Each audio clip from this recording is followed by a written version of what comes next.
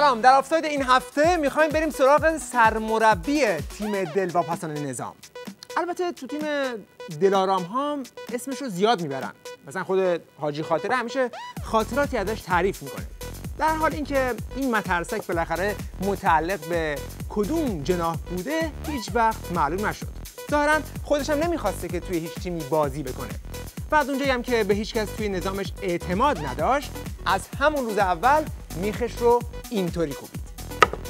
امام در اطلاعیه‌ای رسمی اعلام می‌کند هیچ سخنگویی ندارد و مواضع خود را شخصاً اعلام خواهد کرد. از اونجایی که امام الان مرده و دیگه خودش حضور نداره که مواضعش رو شخصاً اعلام بکنه، ما بذاش الان تا دلتون بخواد سخنگو داره. همشون هم برای قرار گرفتن در صدر جدول سینه چاکای امام با هم دیگه تو رقابتن.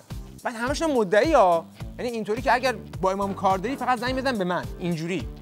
حالا دیگه توی این ایام این سخنگوی امام تمام تریبون‌های تیویریش رو پر کرده بودن تا این رو بگن که اندیشه های امامشون چی بوده که الان وضع اینجوری شده. و در قانون اساسی هم که امام رضوان الله علیه دستور دادن تدوین بشه که باید مردم سالاری دینی بشه، در عین حالی که حکومت اسلامیه ولی مردمی هم باشه. ولذا نوشتن که رهبر رو به وسیله خبرگان باید انتخاب کرد. خبرگان هم مردم انتخاب میکنن، پس در حقیقت انتخاب رهبر هم به وسیله مردمه. حالا کیا تو خبرگان وارد میشن؟ بلحاظ سنی ماکسیموم بزنه دیگه 40. تیپا هم همه تو مایه های برد پیت، دیگه ماکسیموم جورج کلونی. بعد قشنگ تیپای مردمی تو جامعه کار کرده، قلط خورده، نه شورای نگهبانی وجود داره، نه التزام قلبی و عروقی به ولی فقیه نیاز هست. و اصلا خیلی همچین دموکراتیک مردم انتخاب میکنن، اینا ولی فقیه بعدی رو انتخاب میکنن. پس سوال اینه که خود امام رو کدوم خبرگان انتخاب کرد؟ چون اون دیگه نیومده، همینجوری اومد نشست رفت اون بالا. امام خودشون متعین بود، تعیینی بود، تعیینی نبود. مردم انتخاب کرده بودن با اون راهپیمایی‌های گسترده، با اون تظاهرات عظیم، مردم امام را به رهبری کالشمس فی رابعة النهار قبول کرده بودن. آقا دموکراسی عالم بیان الگو بگیرن. چه کاریه این همه خرج کردن برای انتخابات، تبلیغات انتخابات، شمارش آرا، بعد کلی هم بعدش دعوا بکش. خیلی ساده، تعیینی تعیین میکنی، ولی فقیه قشنگ با هواپیما میاری تعیین میکنی میذاری، بعد اونم برای خودش دولت تعیین میکنه. من دولت تعیین میکنم، بعدش میزنه و دیگه میبره دیگه. حالا هرچند بعدش دیگه راهپیمایی بکنی بگی اینو نمیخوایم، تو مردم سالاری دینی این کارا جایی نداره. فقط همون دفعه اول بود. حالا 2 سال نگذشته، تو همون سال 60، همون سالی که خودش گفته بود چی؟ و من امیدوارم که خداوند این سال را سال رحمت، سال برکت، سال صفا، سال برادری، سال برابری قرار بدهد. سال 60، سال رحمت، سال صفا، برادری. آقا درسته ما موقع کوچیک بودیم، ولی دیگه سال 60 که دیگه الان بچه‌ای که دهه 90 به دنیا آمدن میدونن دیگه سال 60 چه خبر بود که. دیگه چه برسه به ما که دیگه خودمون دهه 60 محسوب میشیم به اصطلاح.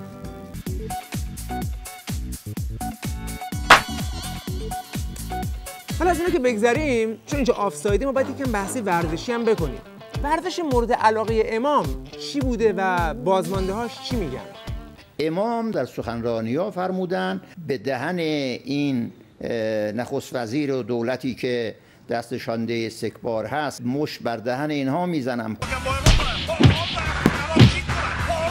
من تو دهن این دولت میزنم. هر کسی به ما حمله بکنند با مشت محکم ما مواجه خواهد شد. به تعبیر امام راحل عظیم الشأن، ملت بزرگ ایران دندانهای امریکا رو در دهانش خرد خواهد کرد. بله، اینطور که پیداست مشت‌پرونی از صفات بارز امام بوده، ولی بیشتر مشت‌پرونی بوده، یعنی فقط یه چیزی همینجوری پرونده باشن، همینجوری چون این که کسی بخوره نخوره دیگه اون موقع زیاد مهم نبوده. به طور خاص در مقابل تحریم ها امام راهنمود کاملا متفاوتی داشته. امام تأکید فرمودن بر ساده زیستی و قناعت. ما مخصوصا در برابر آمریکا و تحریم ها و غیره باید بر اصل ساده زیستی و قناعت همه تأکید کنیم و مقید باشیم. این مسئله مهمیه. بله، قناعت یکی از مسائل بسیار مهمه، به خصوص تو بالای نظام که اونجا دیگه به کمتر از ماشین پورشه و مرسدس و بستنی طلایی تو برج میلاد قناعت نمی‌کنند.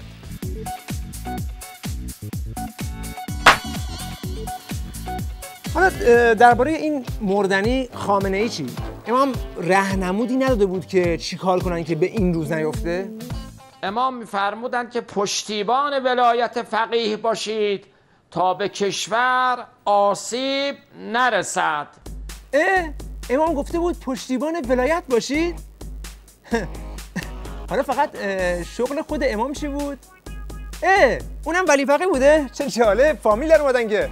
همون بحث روباه و دم و شاهد و این حرفا دیگه، نه؟ فقط یک نکته آفسایدی هم راجع به این برنامه بگم. این دکوراتور این برنامه باید یک جایزه بگیره احتمالاً، چون خیلی دکورش با محتواش همخونی داره. برنامه گذاشتن برای انتقال اندیشه‌های به اصطلاح امامشون، طرفم رفته 2 تا شاخ گذاشته بالا سر این یارو یه تیری به شمچی هیولایی بشه. خودتون تصویر چند لحظه نگاه کنید ببینید به چی شباهت داره. یا خدا مجاهدت کنیم و مزد و اجرمون رو از خدا بخوایم.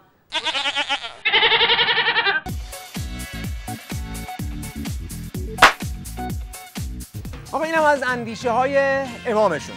حالا سوال آخر، امروز بعد از این همه سال با این اندیشه ها به کجا رسیدن؟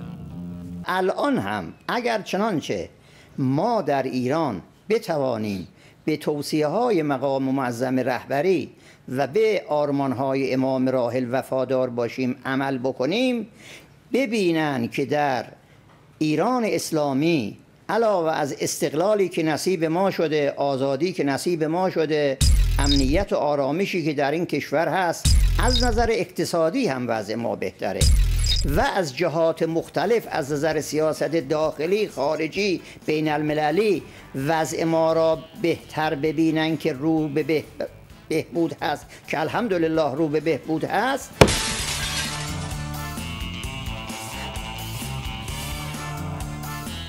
دیگه واقعا مجبور بودم، چون اگر یک کم بیشتر ادامه میداد فکر کنم که یک اتفاقی برای گیرنده‌های شما رخ میداد.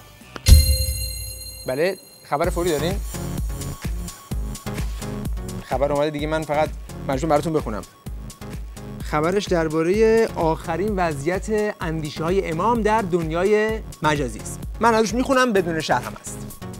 میگه صفحه امام خمینی در اینستاگرام با نام کاربری امام خمینی که به انتشار روزانه تصاویر دیده نشده‌ای از حضرت امام اقدام میکرد و پرطرفدارترین حساب کاربری امام در فضای مجازی با بیش از 100,000 دنبال کننده بود، در آستانه 14 خرداد توسط اینستاگرام حذف شد. هیچ کدام از شکایت‌های صورت گرفته نتوانست باعث جلوگیری از این اقدام تعجب آور و تأمل برانگیز اینستاگرام بشود. حالا علتش هم جالبه. مدیریت اینستاگرام در پاسخ به شکایت اینا گفته که یکی از دلایل اقدام ما تهدید و آزار رساندن حساب کاربری مورد نظر به دیگران و حمایت از گروه‌های خشن است. دست همه هموطنایی که در این رابطه نقشی داشتن درد نکنه. شبتون خوش و خدا نگهدار.